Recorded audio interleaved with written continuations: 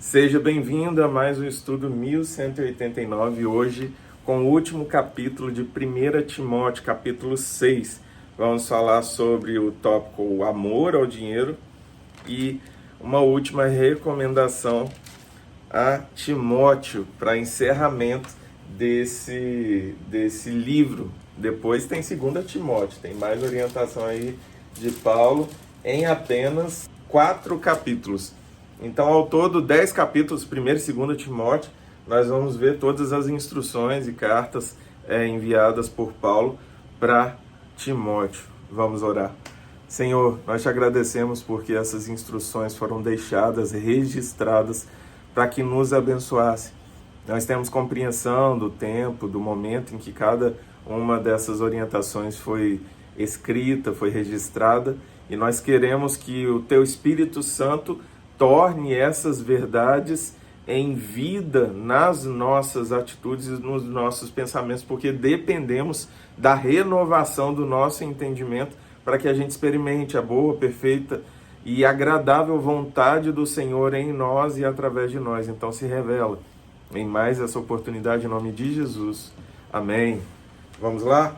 Capítulo 6 do livro de 1 Timóteo. Se você tem uma Bíblia NVI, você vai ler exatamente os mesmos versículos com a mesma tradução que nós temos feito o estudo 1189. Então, se você deseja, abra sua Bíblia juntamente conosco e grife os capítulos, os versículos que mais te chamarem a atenção para que você estude mais profundamente quando achar melhor.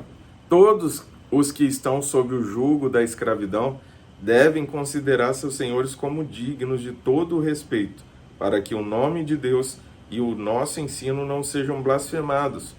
Os que têm senhores crentes não devem ter por eles menos respeito, pelo fato de serem irmãos.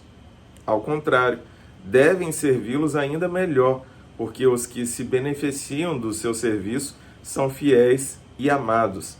Ensine e recomende essas coisas. Aqui é um finalzinho das instruções de Paulo para Timóteo, que falamos no capítulo anterior sobre as viúvas, sobre os presbíteros, e agora, iniciando o capítulo 6, falando sobre os escravos. Ainda nesse tempo, a escravidão era algo permitido, era um meio de sustento de alguns, e tinham aqueles que mesmo quando recebiam sua liberdade, ainda assim eles escolhiam ficar servindo a esses senhores, porque se sentiam bem tratados, porque os consideravam como parte da sua família. E havia até um ritual de colocar um brinco nesses que abriam mão de sua liberdade para pertencer definitivamente ao seu senhor. Então foi algo da história que ficou registrado aqui na palavra do Senhor. E aí, a instrução aos cristãos escravos, que mesmo quando lidarem com senhores, com seus senhores que também eram cristãos, que eles continuassem com o mesmo zelo, a mesma dedicação, e que, mesmo sendo irmãos em Cristo, ele tinha uma obrigação para com o seu Senhor. E aqueles que não eram cristãos, talvez seriam mais pesados no trato do dia a dia, mas era para haver respeito sobre essa autoridade. Se alguém ensina falsas doutrinas e não concorda com a sã doutrina de nosso Senhor Jesus Cristo e com o ensino que é segundo a piedade, é orgulhoso e nada entende.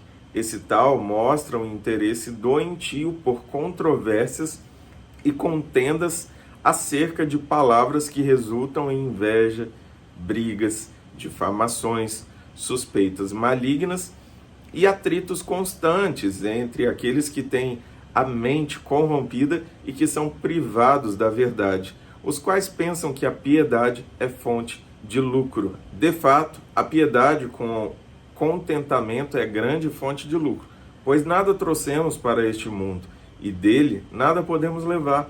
Por isso, tendo o que comer e com o que vestir-nos, estejamos com isso satisfeitos.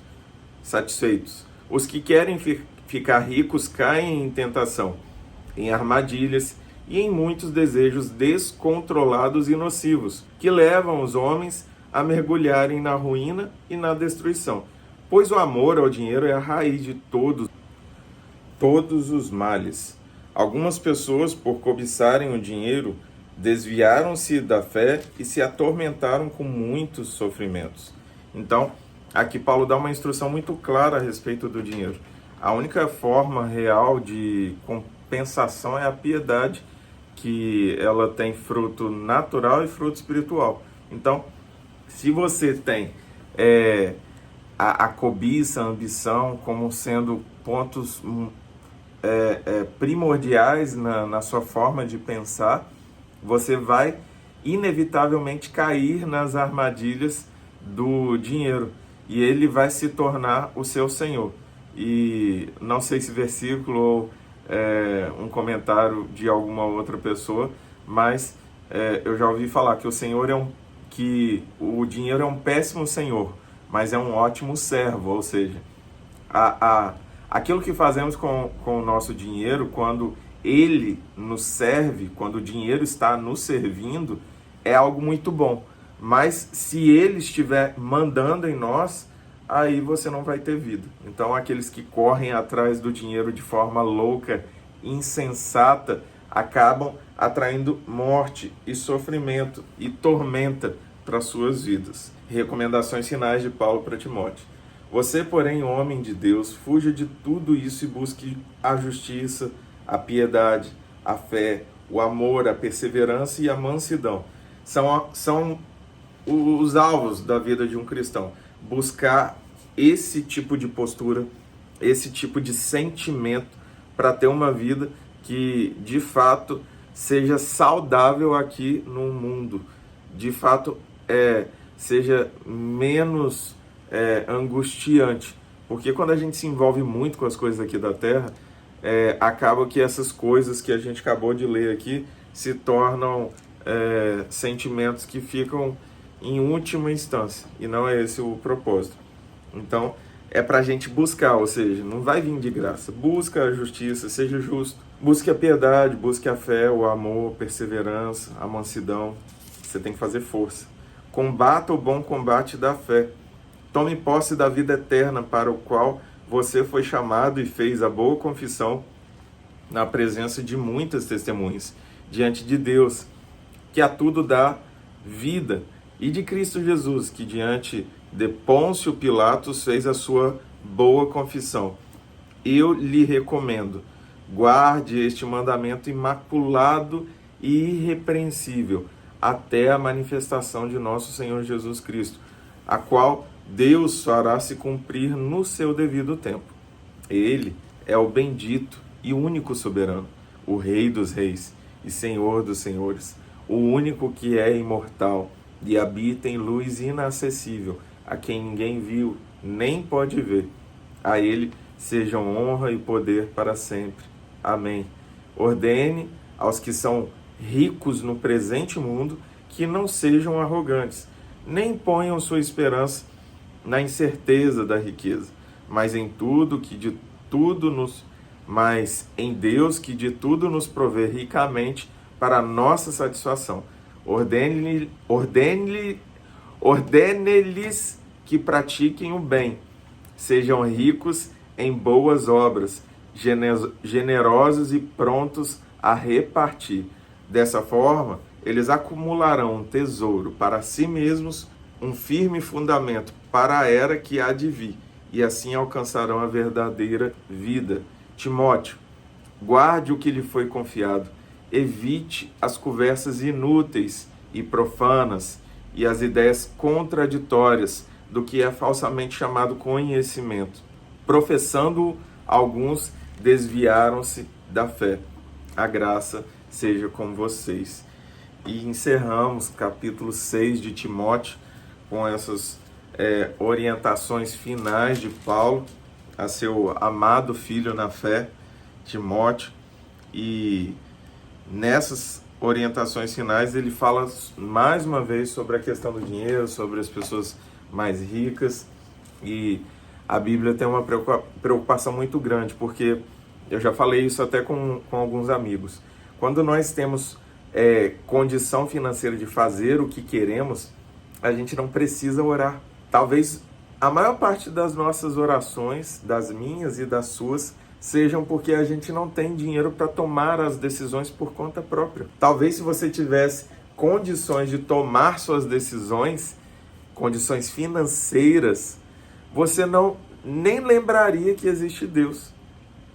E aí você se torna uma pessoa soberba, arrogante, como falado por Paulo. Então, esse era o cuidado que Paulo estava tendo com aqueles que tinham muita condição.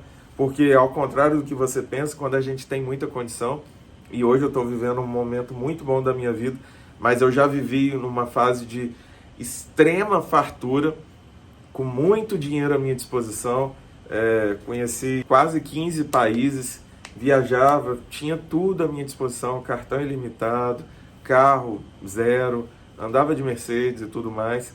Um momento da minha vida, um momento bom, mas que ficou lá. Hoje eu tenho vivido outro momento muito bom, mas com outras realidades.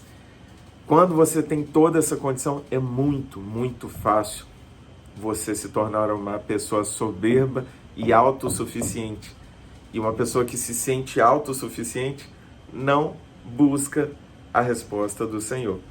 Por isso que tantos reis, por isso que tantos pessoas poderosas se perdem no poder, porque se sentem tão cheios de si mesmo que se esquecem que existe um Deus que busca se relacionar conosco e que sabe o que vai acontecer ali na frente. Então ele tem as melhores orientações, ele sabe o negócio que vai te dar prejuízo, ele sabe o trabalho que você vai se sentir bem, ele sabe a casa que você deve morar, ele sabe qual o melhor carro para a sua realidade, ele sabe se essa viagem vai ser uma viagem que vai trazer momentos de alegria ou de tristeza.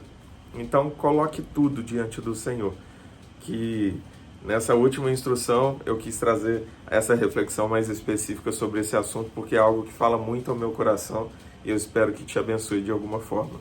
E o que eu desejo para você e para sua casa é que Deus te abençoe em nome de Jesus.